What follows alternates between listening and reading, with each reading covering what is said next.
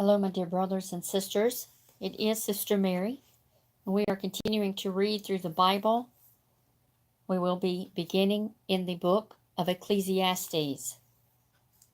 Our title is Free but Dependent, and this comes from a passage in 1 Corinthians chapter 7, verse 22. For he who is called in the Lord, while a slave in the Lord's freedom, likewise he is called while free, is Christ's slave. Now Paul is writing here.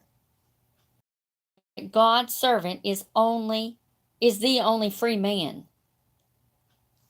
To be attached to him, to be dependent on him, is to be independent of all other things, to be really free. A free man is he who believes in God's truth and takes it for the real rule of life. Then all other things will be secondary. A man can be free from his nation, even if he is only attached to his God. Give him a passport from God and he will be free anywhere on earth.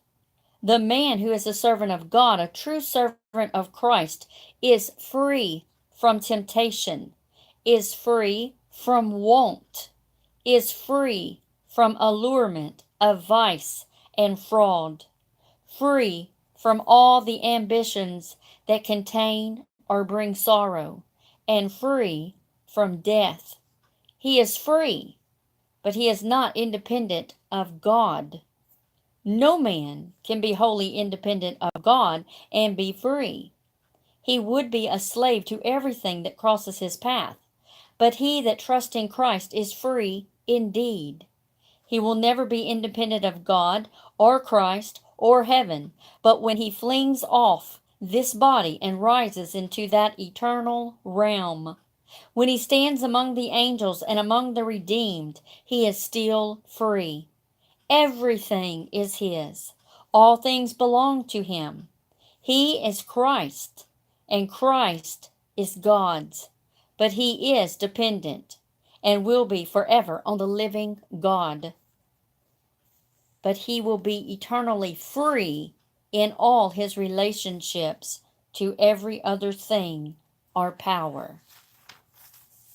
We begin in the book of Ecclesiastes, chapter 1. The words of the preacher, the son of David, king in Jerusalem. Vanity of vanities, says the preacher. Vanity of vanities, all is vanity. What profit has a man from all his labor, in which he toils under the sun? One generation passes away and another generation comes, but the earth abides forever. The sun also rises and the sun goes down, and hastens to the place where it arose. The wind goes toward the south and turns around to the north. The wind whirls about continually, and comes again on its current, or its circuit. All the rivers run into the sea, yet the sea is not full. To the place from which the rivers come, there they return again. All things are full of labor. Man cannot express it. The eye is not satisfied with seeing, nor the ear filled with hearing. That which has been is what will be, and that which is done is what will be done. And there is nothing new under the sun. Is there anything of which it may be said, "See, this is new"? It has already been in ancient times before us.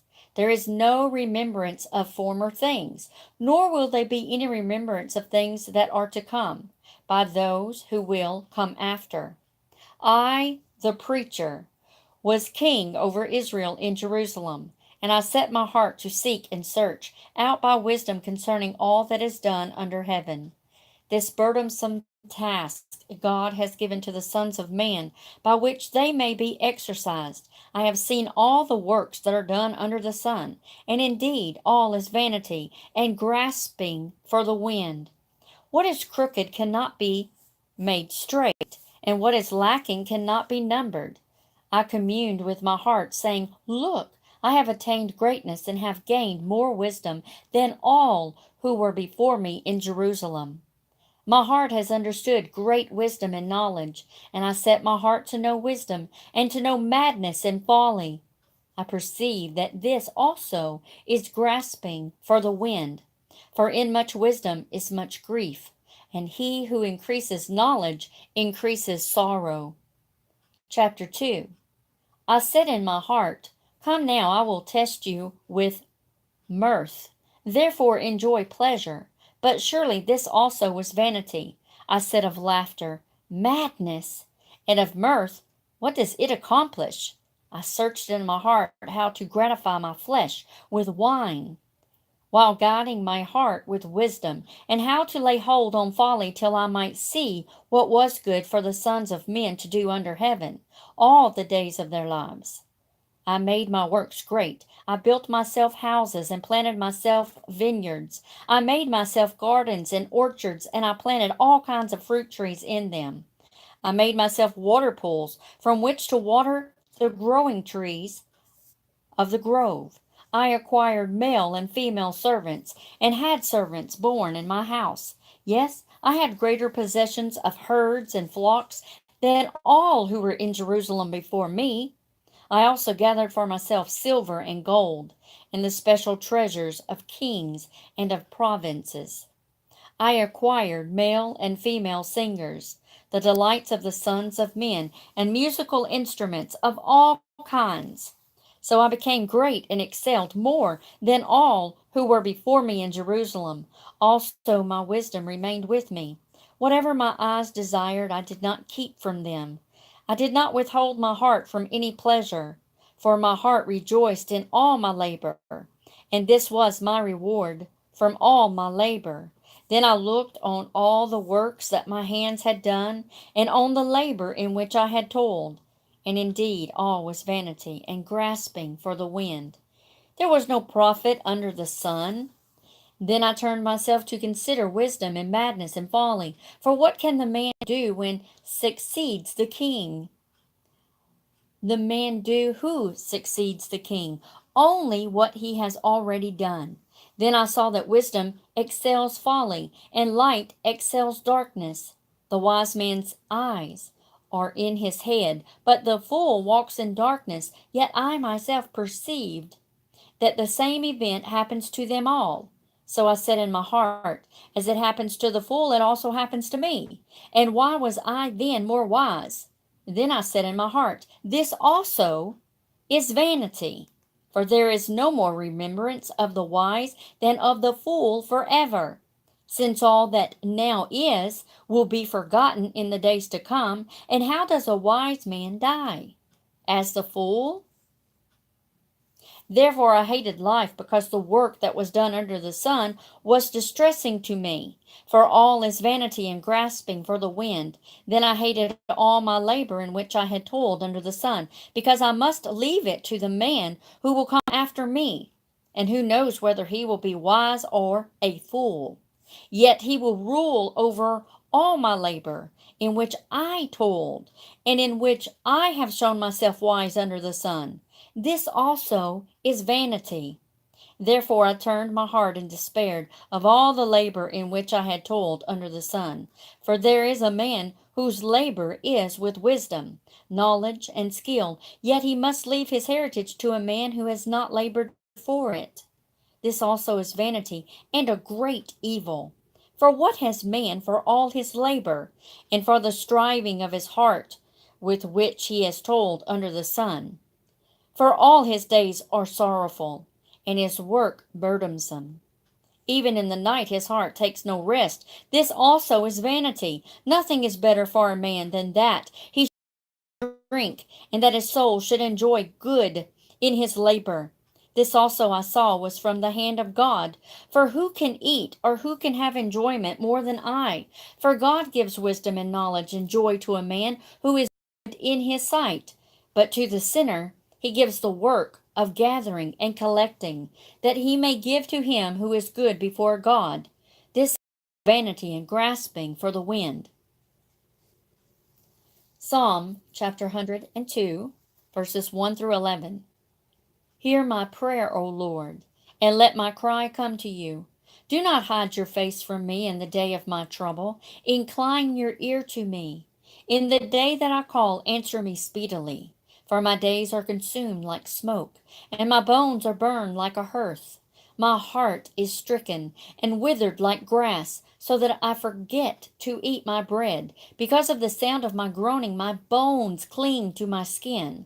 I am like a pelican of the wilderness. I am like an owl of the desert. I lie awake and am like a sparrow alone on the housetop. My enemies reproach me all the day long. Those who deride me swear an oath against me, for I have eaten ashes like bread, and mingled my drink and weeping, because of your indignation and your wrath.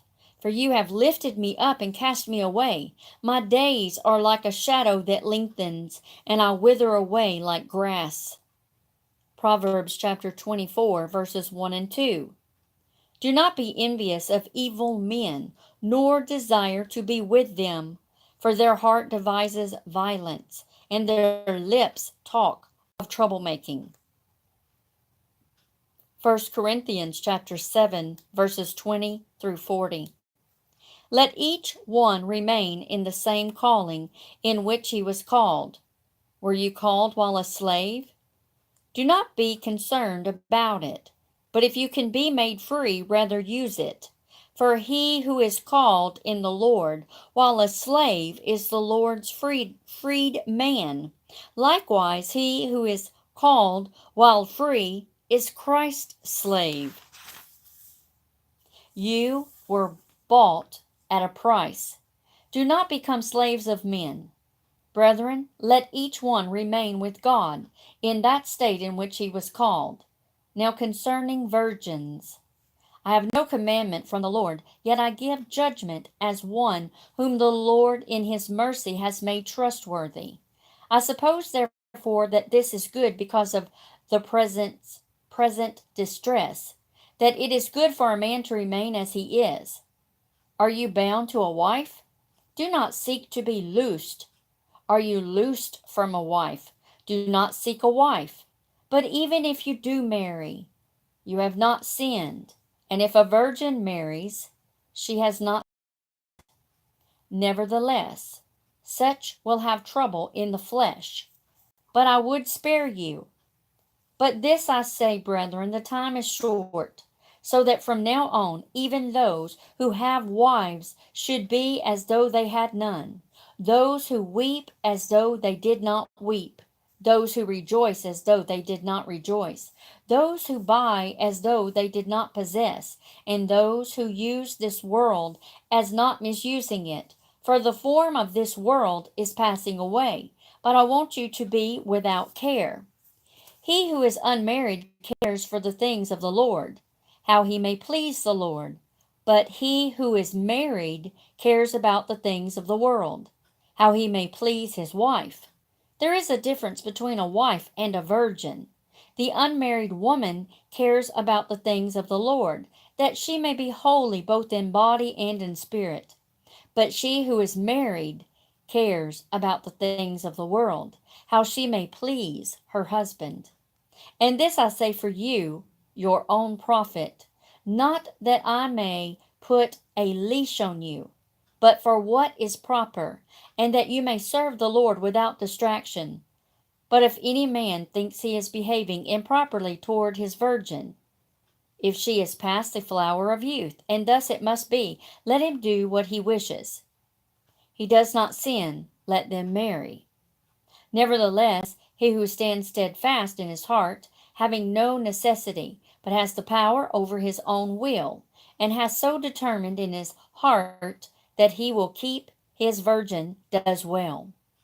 So then, he who gives her in marriage does well, but he who does not give her in marriage does better. A wife is bound by law as long as her husband lives, but if her husband dies, she is at liberty to be married to whom she wishes, only in the Lord. But she is happier if she remains as she is, according to my judgment, and I think I also have the Spirit of God. Now, whether married or single, perfection is absolute devotion of our